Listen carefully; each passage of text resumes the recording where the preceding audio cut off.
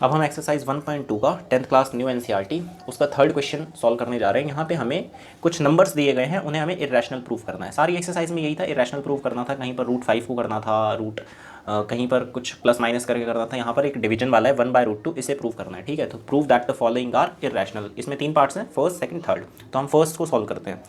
तो सॉल्यूशन देखो सेम उसी तरह से करेंगे जैसा हमने सेकंड क्वेश्चन किया था।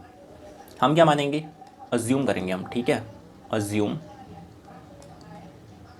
दैट 1/√2 जो है ये इज़ रैशनल। और अगर ये रैशनल प्रूव नहीं हो पाया तो फिर हमारा फैक्ट कॉन्ट्राडिक्ट हो जाएगा। मतलब कि अगर ये रैशनल प्रूव नहीं हो पाया और कहीं पर भी आगे करते करते हमारा फैक्ट कॉन्ट्राडिक्ट हो गया, फैक्ट का मतलब कोई चीज़ है, सत्य है वो, लेकिन वो अगर कॉन्ट्राडिक्ट हो गई तो इसका मतलब हमारा ये जो 1/√2 है ये रैशनल नहीं है, ये इरैशनल है। ठीक है, तो assume that 1/√2 is rational and 1/√2 को इसका मतलब मैं p/q के फॉर्म में लिख सकता हूँ, तो मैं a/b लिख रहा हूँ। वेयर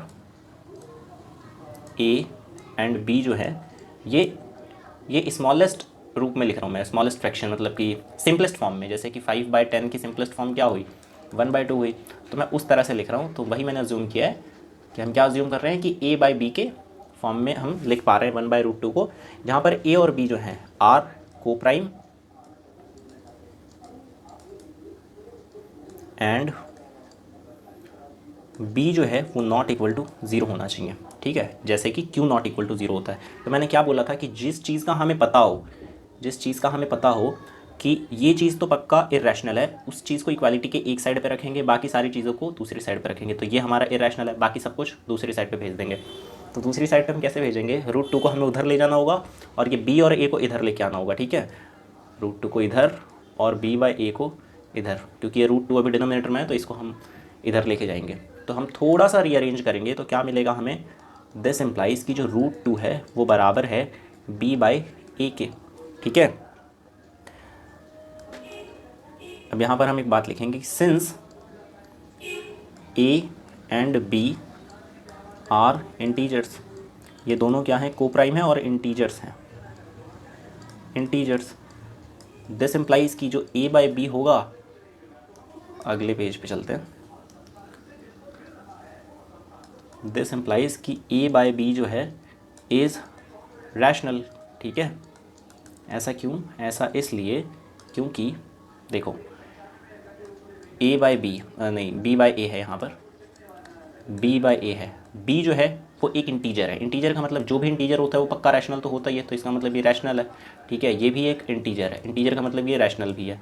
तो अगर मैं रैशनल को रैशनल से डिवाइड करूँगा तो ये ओवरऑल जो रहेगा ये क्या रहेगा, रैशनल। तो a/b रैशनल हुआ। एट द सेम टाइम अगर इक्वालिटी के इधर रैशनल है तो इधर भी रैशनल होना चाहिए। तो इसका मतलब क्या हुआ, इसका मतलब हुआ कि दिस इम्प्लाइज कि रूट जो कितना रूट है, √2 जो है इज़ ऑल्सो रैशनल। ठीक है, ये भी रैशनल होगा। बट अब यहाँ पर कॉन्ट्राडिक्शन हो गई है, दिस कॉन्ट्राडिक्ट्स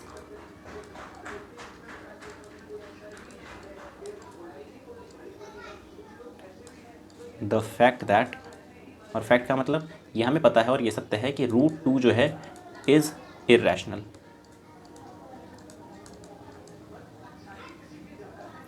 ठीक है, और ये कॉन्ट्राडिक्शन क्यों आया, क्योंकि हमारा जो एजम्पशन है, this implies our assumption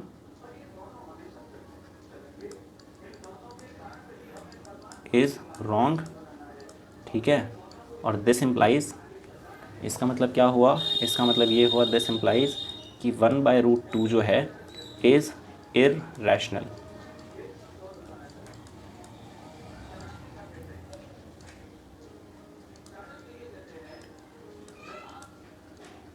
hence proved. ठीक है, इस तरह से हमने प्रूव किया।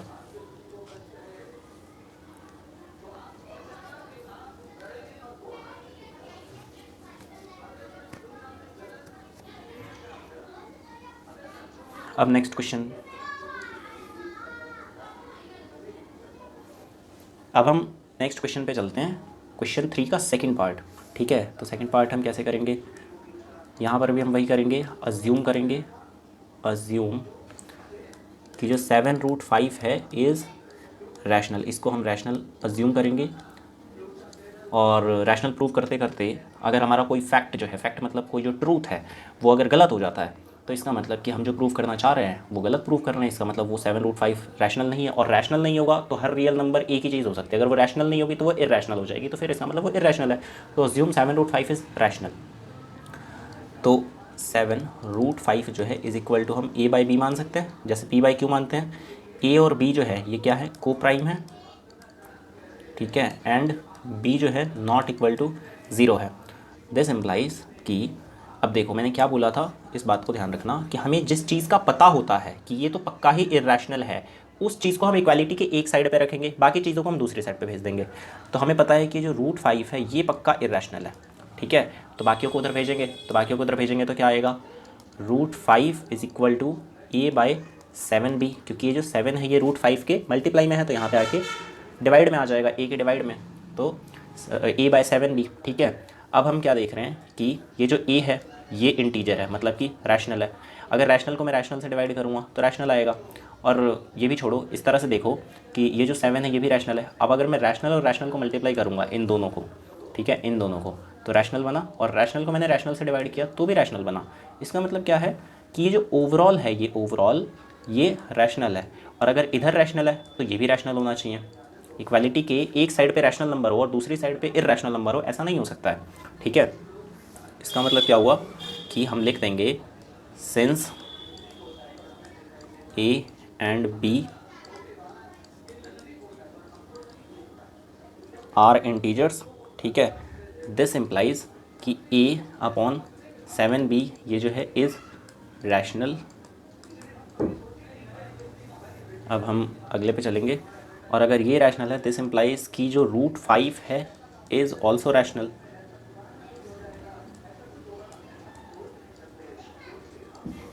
बट अब हमारा फैक्ट जो है, क्या फैक्ट है, ये फैक्ट है, √5 इज़ इरैशनल, ये हमारा फैक्ट है, ये बात हमें पता है कि √5 इरैशनल होता है। But this contradicts the fact, contradicts the fact that √5 is irrational, ठीक है। तो ऐसा क्यों हुआ, दिस इम्प्लाइज कि आर जो एजम्पशन है, हमारी जो एजम्पशन है, our assumption is wrong. This implies हमारी एजम्पशन क्या थी कि 7√5 जो है वो रैशनल है, और हमारी एजम्पशन रॉन्ग है। इसका मतलब क्या हुआ कि 7√5 जो है इज़ इरैशनल, ये इरैशनल है, ये रैशनल नहीं है।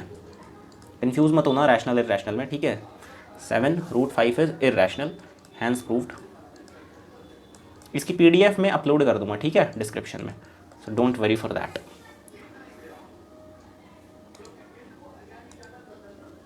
अब हम करेंगे 1.2 का थर्ड पार्ट, और ये भी बहुत इजी है, 6 + √2।